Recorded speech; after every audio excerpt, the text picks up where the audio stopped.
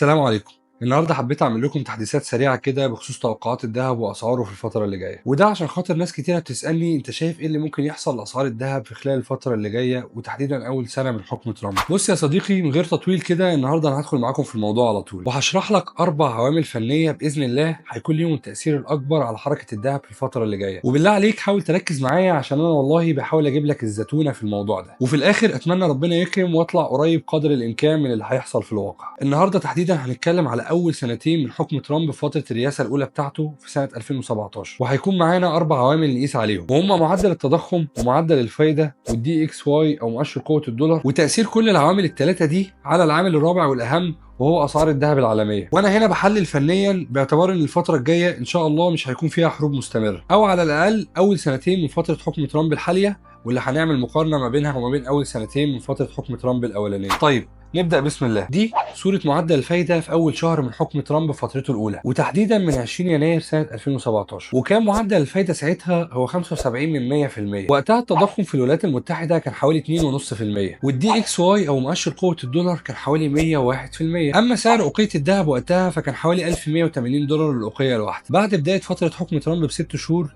الفيدرالي كان مستمر في رفع الفايدة ولكن بوتيرة بطيئة، والكلام ده طبعا رفع الفايدة في شهر 6 2017 من 75% ل 1.25%، والتضخم نزل في نفس التوقيت تقريبا من 2.5% ل 1.6%. أما بقى الدي اكس واي أو مؤشر قوة الدولار فنزل على العكس الطبيعي في نفس الوقت ل 97%، وده طبعا عكس المفروض ان هو يحصل له مع رفع الفايدة، وهو انه يزيد مع زيادة الفايدة. ولكن طبعا الكلام ده حصل بسبب تفاؤل المستثمرين بوجود ترامب وانتعاش الأسواق في بداية فترته. أما اسعار الذهب وقتها وكرد فعل على الايجابيه العامه اللي كانت موجوده في السوق ارتفع بنسبه بسيطه لحوالي 1150 دولار للاوقيه الواحده. طيب كل اللي فات ده كان بعد 6 شهور بس من حكم ترامب. ايه اللي حصل بقى بعد سنه كامله من حكم ترامب وتحديدا في بدايه سنه 2018؟ ترامب بدا وقتها ان هو ينفذ سلسله من السياسات التحفيزيه للاقتصاد الامريكي، واللي بدورها طبعا زي ما شرحنا قبل كده خلت التضخم يزيد بشكل كبير جدا في الفتره دي. وقتها التضخم وهو بيزيد معدل الفايده كان بيزيد هو كمان بشكل تلقائي من الفيدرالي في محاوله منه لفرمله التضخم اللي ترامب تسبب بيه، ولكن فعليا التضخم كان زاد ووصل لحوالي 2.9% بعد سنه كامله من حكم ترامب.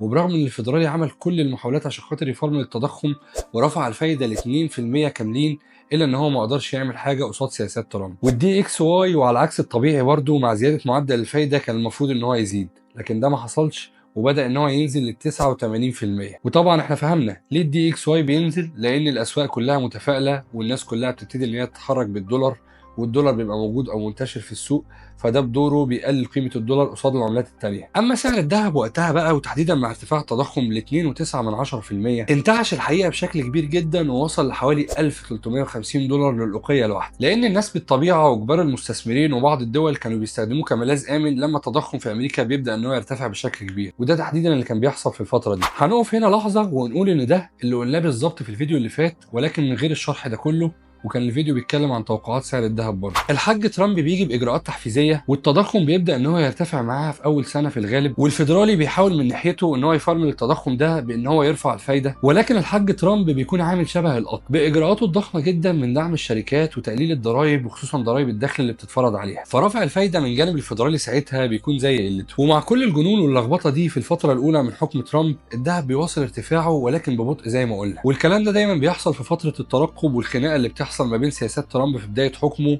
وسياسه الفيدرالي في ان هو يرفع الفايده عشان خاطر يقلل التضخم اللي ترامب بيتسبب فيه. والكلام ده على فكره طبيعي ان هو يحصل من كبار المستثمرين وجزء كبير من الدول، وده طبعا لحين ما تبان لهم نتائج سياسات ترامب في الفتره الاولى من حكمه كانت هتعمل ايه بالنسبه للاقتصاد العالمي. طيب تعالى نرجع بقى لبعد المعجنه اللي انا قلتها دي بسنه كامله وتحديدا في شهر 12 سنه 2018، واللي بدات ساعتها سياسات ترامب وقتها ان هي تاخد تاثيرها وتنعش الاسواق بجد، والفيدرالي بالنتيجه بدا ان هو يستسلم قصاد سياسات ترامب اللي فعليا المره دي اثرت على اداء الشركات مش بس مجرد كان تفاؤل من الاسواق. وبدا الفيدرالي ساعتها ان هو يثبت الفايده عند 2.5%، والتضخم بدا ان هو ينزل تاني من 2.9% في 1 يناير 2018 ل 1.9% في شهر 12 2018، وده طبعا بعد ما الشركات اخذت تخفيضات ضريبيه على ضريبه الدخل من 35% ل 21%، وبالتالي تكلفه الانتاج قلت وكمان اسعار السلع بدات ان هي تنخفض، وبالنتيجه التضخم بدا يقل زي ما قلنا ل 1.9%، وبالتالي ثقه العالم في الدولار بدات ان هي ترجع من تاني،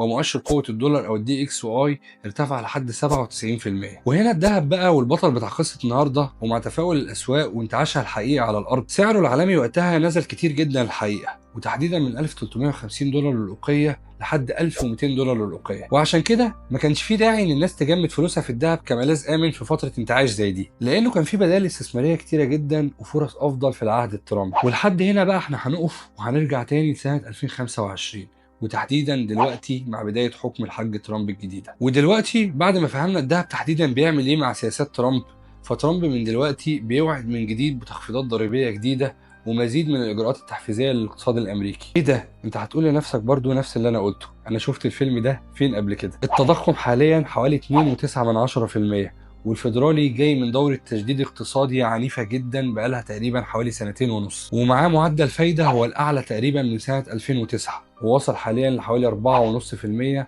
بعد 3 مرات من التخفيض. وعندك كمان مؤشر الدي اكس واي حاليا متضخم جدا قرب قمته التاريخية، وتقريبا واقف عند حوالي 107.5%. والاقتصاد الامريكي يعتبر متكيف بشكل غريب مع رفع الفايده المهول ده واللي استمر لاكثر من 2.5 سنين، ويعتبر ان هو عامل ميزانياته ودراسات الجدوى بتاعته على اساس الفايده الجديده اللي العالم ماشي عليها بقاله فتره كبيره جدا. وفي نفس الوقت الشركات دي مشتاقه لاي تفاؤل في الاسواق او اي تصريح من ترامب بخصوص خفض الضرائب عشان تبدا ان هي تنتعش وتبتدي ان هي تحفز الاقتصاد وتضخ فلوس اكتر في عمليات الانتاج. وعندك بقى في الناحيه الثانيه سعر الذهب متضخم جدا وعالي جدا بقاله سنتين، وتقريبا كده وقت تصوير الفيديو النهارده سعر اوقيه الذهب عند اعلى مستوى تاريخي ليها، هو تقريبا 2800 دولار للأوقية الواحدة. فأنت بقى يا صديقي متوقع إيه للذهب بعد كل المعجنة اللي قلنا عليها دي والفيلم السخيف المعاد اللي شفناه قبل كده ده؟ أيوه بالظبط كده، نفس التوقع بالظبط اللي حصل في الفترة الأولى في عهد ترامب، ولكن يمكن يحصل بوتيره اسرع شويه. في الاغلب كده هيبدا ان هو يحصل زياده بطيئه في سعر الذهب زي ما قلنا في الفيديو اللي فات،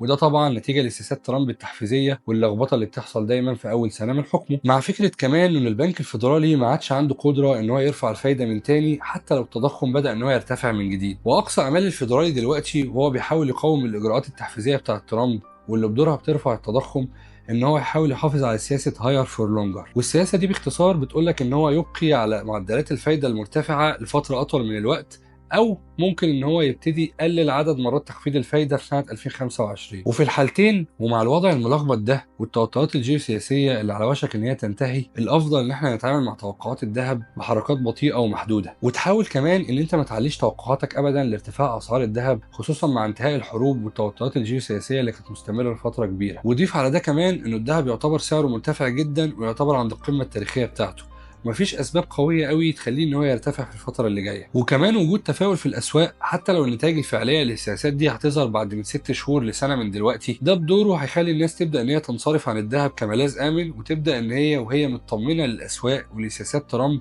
ان هي تتجه لاصول اكتر ربحيه. وعشان كده هنتعامل مع الذهب خطوه بخطوه ونقول ان هو لو كسر ال 2800 دولار للأوقية لمده 3 اسابيع فهو في الاغلب هيتحرك بسرعه جدا ل 3000 دولار للأوقية. وانا هنا بقول لك 3 اسابيع مش من عندي او من وحي الخيال، لان هو ما عملش السلوك ده قبل كده، واقصى حاجه عملها ان هو كسر المستوى ده لمده اسبوعين ورجع نزل تحته تاني. فالسلوك الجديد بالنسبه لي ان هو يكسر مده الاسبوعين دي وهو فوق المستوى ده. المهم يعني انه السيناريو ده لو حصل فالطريق لسعر الذهب العالمي هيكون مفتوح ان هو يروح ل 3000 دولار للأوقية الواحده. يعني بنتكلم تقريبا في زياده حوالي 8% للسعر العالمي للذهب في النص الاول من سنه 2025. وبعدها لما يوصل تحديدا ل 3000 دولار هنبدا نشوف الظروف المحيطه كده، وهل الحروب وقفت ولا لا، وهل سياسات ترامب بدات ان هي تجيب نتائج على الاقتصاد فعليا ولا لا، وساعتها نقدر نحدث من خلال السلوك الفني والسلوك الاقتصادي كده للعالم عموما ايه اللي ممكن يحصل للذهب في الفتره اللي جايه. اما بقى بالنسبه لمصر ومحليا فسعر دولار الذهب دلوقتي واقف تقريبا عند منطقه ال 50 جنيه، وانا الحقيقه مش متوقع في النص الاول من سنه 2025 ان سعر الدولار هيتخطى ال 55 جنيه، وده على اسوأ الظروف. يعني احنا بنتكلم تقريبا ان سعر دولار الذهب في مصر لما يطلع من 50 جنيه ل 55 جنيه فده تقريبا زياده 10% في سعر دولار الذهب محليا قصاد الجنيه. ولحد هنا انا بقول لك ان انا خلصت توقعاتي ودي مجرد توقعات.